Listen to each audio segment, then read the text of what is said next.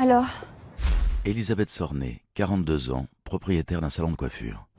Qu'est-ce qu'il a dit? La même chose que les autres, maman. Vanessa Sornet, 22 ans, vendeuse en parfumerie. Qu'est-ce que qu'ils te disent? Il n'y a rien à faire. Je pourrais jamais avoir d'enfant. Chérie.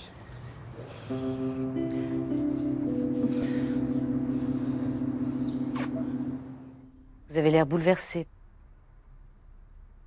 Tous les médecins sont formels. Ma fille ne pourra jamais avoir d'enfant. Son compagnon et elle en ont tellement envie.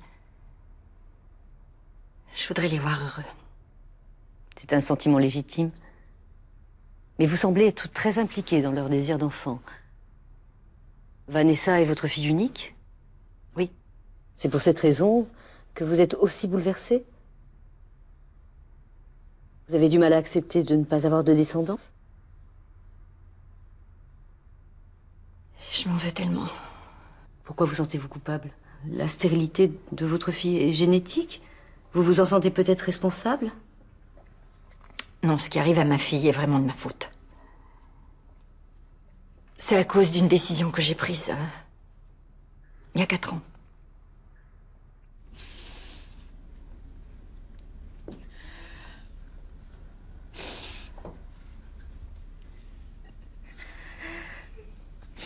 Qu'est-ce que je vais faire, maman? T'en as parlé à Eric? Ouais. Je lui ai demandé s'il allait quitter sa femme. Et c'est moi qui l'ai préféré quitter. On va appeler Catherine. On va aller la voir le plus vite possible. Pourquoi, Catherine? Tu peux pas garder ce bébé, ma chérie. Tu veux me faire avorter? Tu dois penser à toi, à tes études. Mais je m'en fiche de mes études. Je vais travailler, élever mon enfant. Comme toi. Réfléchis. Tu peux pas l'élever toute seule, cet enfant. Je suis pas seule, t'es là, toi. Mais bien sûr que je suis là. Mais tes enfants, tu les auras avec un homme que tu aimes, qui aura envie d'être père. Ça change tout, crois-moi. On va aller voir Catherine. C'est ce qu'il y a de mieux à faire. Fais-moi confiance. Oh, ma chérie. Il y a eu un problème pendant l'opération. Son utérus a été abîmé. Elle peut encore ovuler, mais elle ne pourra jamais porter d'enfant. Mais alors comment se fait-il qu'elle essaie d'en avoir depuis tout ce temps? La gynécologue est une amie. Je lui ai demandé de ne rien dire à Vanessa. Je voulais qu'elle ait une vie normale. Sexuellement, je veux dire. Je voulais qu'elle soit comme toutes les jeunes filles de son âge. J'ai eu peur. Peur qu'elle ne se sente pas comme les autres. Peur. Qu'elle vous reproche ce qui s'était passé? Oui. Aujourd'hui, chaque fois qu'elle voit un nouveau médecin, j'ai peur qu'il lui apprenne la vérité. Ils ont diagnostiqué une malformation. Et Vanessa n'a pas fait le lien avec son opération pour le moment. Pourquoi cette peur? Vous n'êtes pas responsable de la manière dont s'est déroulée cette opération. Pour l'aider, vous avez besoin de sortir de ce sentiment de culpabilité. À l'époque, vous avez fait ce qui vous semblait le mieux pour elle. Mais aujourd'hui, il est peut-être temps de lui dire ce que vous lui avez caché. Vous ne pensez pas?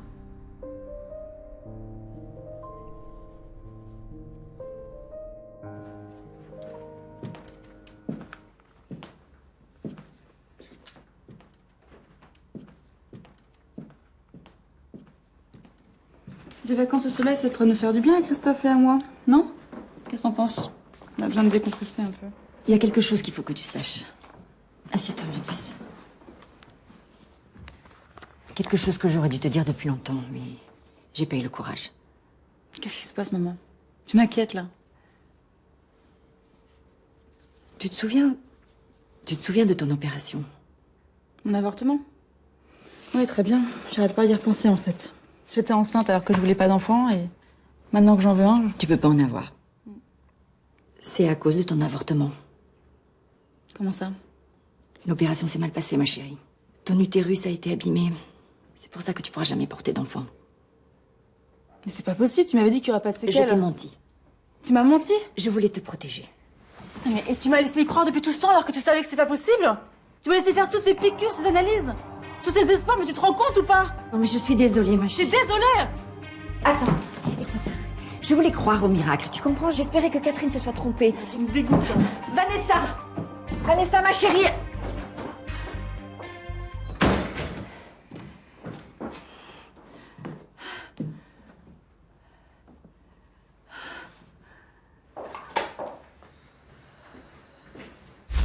Christophe Verbier, 27 ans, manutentionnaire. Tu sors. Non, je pars. Tu vas où? Qu'est-ce qui se passe, Vanessa? Je te quitte, Christophe. Ah mais qu'est-ce qui te prend?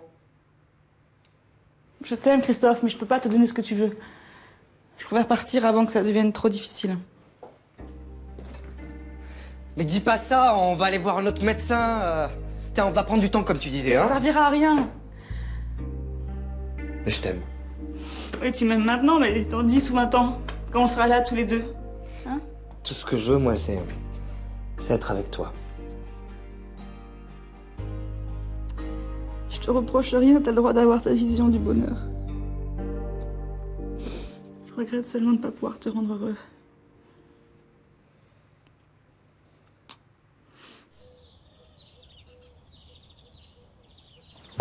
Pas de questions, s'il te plaît, j'ai pas envie de parler. J'ai eu Christophe au téléphone, tu peux pas faire ça. Mais arrête avec tes conseils! C'est à cause de toi si j'en suis là! C'est à cause de moi si tu quittes Christophe? Si tu m'avais pas obligée à avorter, j'en serais pas là aujourd'hui. Je serais une femme comme les autres, Mais tu es une femme comme les autres. Une très belle femme, ma chérie. avec un ventre vide, inutile. Être mère, c'était mon rêve. T'as gâché ma vie. J'ai fait ce que j'ai cru être le mieux pour toi à ce moment-là. Quel genre de mère j'aurais été si je t'avais laissé avoir cet enfant? L'élever seule, sans père, à ton âge. T'avais même pas 18 ans. Tu sais pas ce que c'est d'être seule avec un bébé. La peur, les incertitudes, la maladie, ne pas dormir de la nuit. Le laisser à une inconnue qui sait s'en occuper mieux que toi. Les questions sans réponse parce que tu n'as personne à qui parler. Et alors? J'aurais pas été la première à le faire? Tu l'as bien fait, toi! Ça n'a rien à voir. À mon époque, l'avortement n'était pas aussi facile. Moi, mes parents m'auraient jeté dehors. Autrement, tu l'aurais fait. Tu aurais avorté, c'est ça que t'es en train de me dire? Non, ce n'est pas ce que j'ai voulu dire. T'aurais préféré que je naisse pas, c'est ça? Vanessa, tu dois pas penser ça. Finalement, je serais mieux à l'hôtel.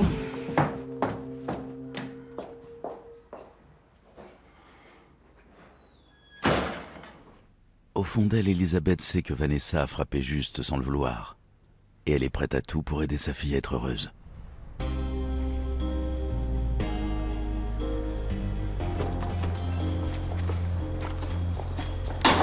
Ah, Elisabeth. Bonjour, Christophe. Bonjour. Vanessa va bien? À l'état d'hôtel, j'ai pas de nouvelles. Je croyais qu'elle était chez vous. Elle avait besoin d'être seule. Je crois qu'elle m'en veut beaucoup. Elle pense que ce qui arrive est de ma faute et elle a raison. De quoi vous parlez? Je comprends rien. Écoutez, en fait, il y a 4 ans, j'ai obligé Vanessa à avorter et l'opération s'est mal passée. Elle était enceinte et elle m'a rien dit. Ce qui est grave maintenant, c'est qu'à cause de cette opération, elle ne pourra plus jamais avoir d'enfant. Et elle a fait semblant d'y croire pendant tout ce temps. Non, elle n'était pas au courant des conséquences de son opération. Bah, elle savait qu'elle s'était faite avorter, pourquoi elle m'a rien dit? Peut-être parce qu'elle savait que vous alliez réagir comme ça. Il faut que vous retrouviez Vanessa. Elle vous aime et vous l'aimez. Vous êtes un si beau couple tous les deux. Un couple qui sera jamais une famille. Vous n'êtes pas les seuls dans ce cas-là. Vanessa vous aime. Bah, je l'aime aussi, mais je conçois pas ma vie sans avoir d'enfant, voilà. Mais vous pourriez peut-être en adopter un. Je pense pas que je serais capable d'aimer un enfant qui ressemblera à un inconnu.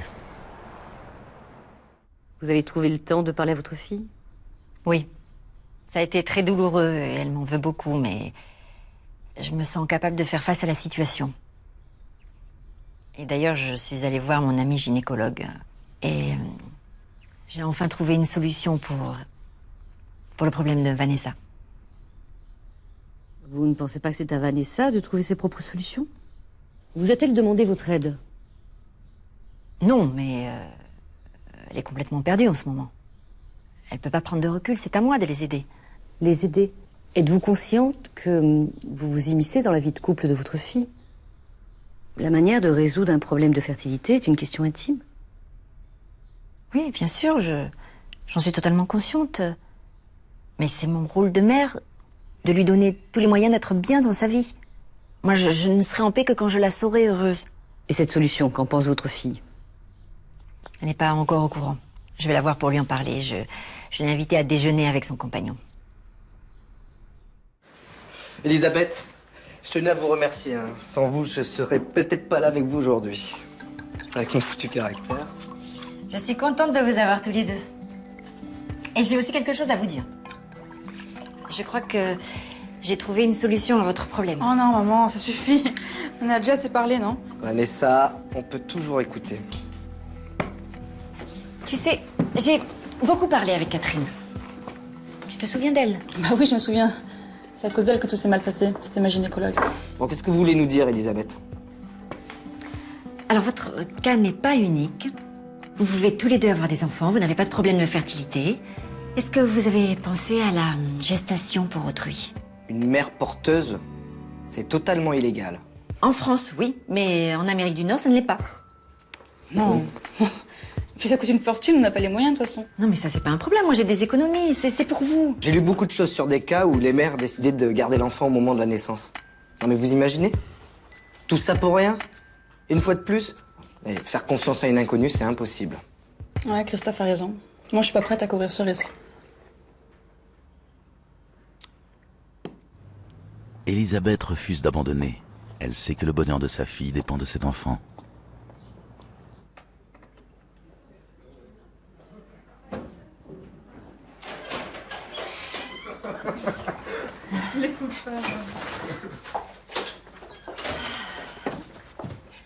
Vous vous souvenez de notre conversation de l'autre soir? Ah, cette histoire de mère porteuse? Oui. Maman, t'as dit ce qu'on en pensait, non? Et vous aviez tout à fait raison. Moi, je comprends qu'il soit très compliqué de faire confiance à quelqu'un qu'on ne connaît pas. Maman, il n'y a pas de mais. On t'a dit ce qu'on en pensait. Maintenant, ça nous regarde. Laisse-moi finir, ma chérie. J'ai trouvé quelqu'un en qui vous pouvez avoir totalement confiance. C'est quelqu'un que vous connaissez? C'est ça? Ça ne nous garantit pas qu'elle changera pas d'avis au dernier moment. Hein. Si, je vous garantis que ça n'arrivera pas. Mais comment vous pouvez en être si sûr? Parce que cette personne, c'est moi. Tu plaisantes. J'ai vérifié avec Catherine. Tous mes résultats sont bons. Ça se passera très bien.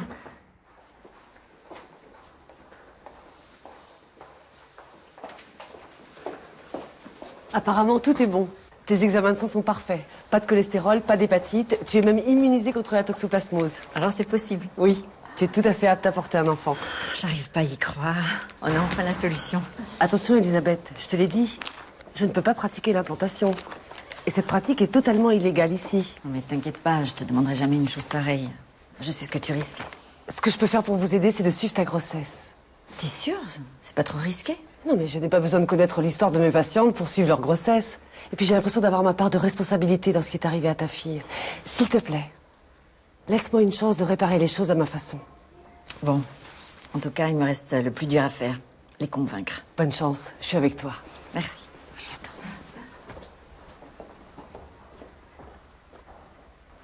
C'est pas possible, maman. Enfin, t'imagines? Non mais je sais ce que tu vas te dire, mais évidemment que ce serait votre enfant. Moi, je serais une mère porteuse comme une autre. Juste le nid qui le fera grandir. Non mais je comprends Vanessa, mais il y a quelque chose de gênant pour elle. Bon, réfléchissez. Hein, parlez-en entre vous. On n'est pas obligé de prendre une décision tout de suite. D'accord? Ok. Ils ont accepté ma proposition. J'y croyais pas. Ils n'ont pas été faciles à convaincre, mais ils ont fini par accepter. Vous allez donc porter l'enfant de votre fille et de votre gendre. Vous savez que c'est totalement illégal? Nous partons au Canada à la fin du mois. Pour l'insémination. Mais ensuite? C'est une amie gynécologue qui suivra ma grossesse. Légalement, cet enfant ne pourra jamais être celui de votre fille. Oui, mais dans la réalité, dans les gènes, il le sera. Moi, je peux pas accepter qu'il existe une solution et que ma fille n'ait pas le droit d'en profiter. C'est trop injuste. Si elle était née au Canada, la question ne se serait pas posée. Le fait est que ce n'est pas le cas. Vous et votre fille vivez en France où cet acte n'est pas toléré. Et il y a aussi des raisons à cela. Avez-vous pensé à cet enfant? Oui, bien sûr. Mais ce qui compte, c'est que ma fille va enfin pouvoir avoir un enfant. Et moi, je vais enfin pouvoir réparer ce que j'ai causé. C'est donc votre sentiment de culpabilité qui vous pousse à agir? Non, moi j'ai dépassé tout ça. Ce que je veux, c'est donner ce bonheur à ma fille. Si vous ne vous sentiez pas responsable de cette situation, vous auriez imaginé cette solution. Une fois encore, avez-vous pensé à l'enfant? Vous n'êtes pas une porteuse anodine, vous êtes sa grand-mère.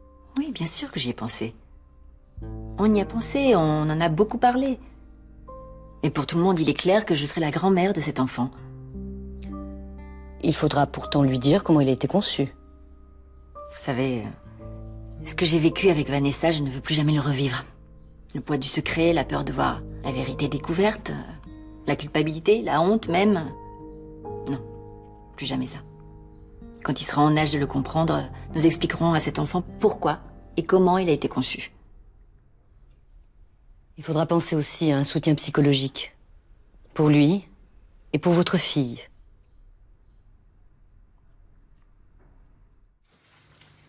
Plusieurs mois ont passé depuis le voyage jusqu'en Amérique du Nord, où la fécondation a été effectuée avec succès. Moi, chez Jean, pas samedi. Non, je pense pas. Pourquoi non? Parce que je reste à l'usine. Maman, laisse ça. Elisabeth, asseyez-vous. Ah, ça va, je suis pas au sucre non plus. Non, ça va, c'est juste un coup de pied dans les côtes phénoménal. Il a une énergie, cet enfant. Ah, je me demande de qui il tient ça. Hein. Ça vous promet des belles nuits sans sommeil. Ah, c'est pas grave, on dormira le jour. Maman? Maman? Ah, appelle les pompiers, appelle les pompiers. Elisabeth.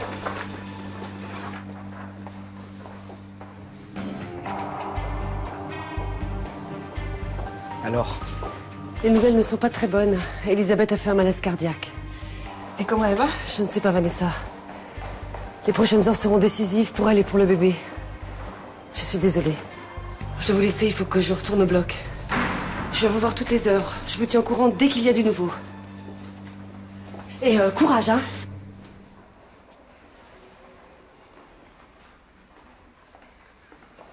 Tout ça, c'est de ma faute. Je voulais tellement avoir un enfant à moi, tu vois, c'est égoïste. T'es pas le seul à avoir pris la décision. Je t'avais toi, qu'est-ce que j'avais besoin de vouloir plus? Je le voulais aussi, ce bébé, moi. C'est moi qui devrais te rassurer. J'ai confiance en maman. Elle est forte, non? Je sais qu'elle se bat. Vanessa et Christophe ont encore du mal à se remettre de l'événement qui a bouleversé leur existence à jamais. T'as réussi à dormir un peu? Non, j'y arrive pas. Rien à faire. J'ai la tête qui arrête pas de ruminer. Allez. Ça va aller, hein. Faut du temps. C'est normal.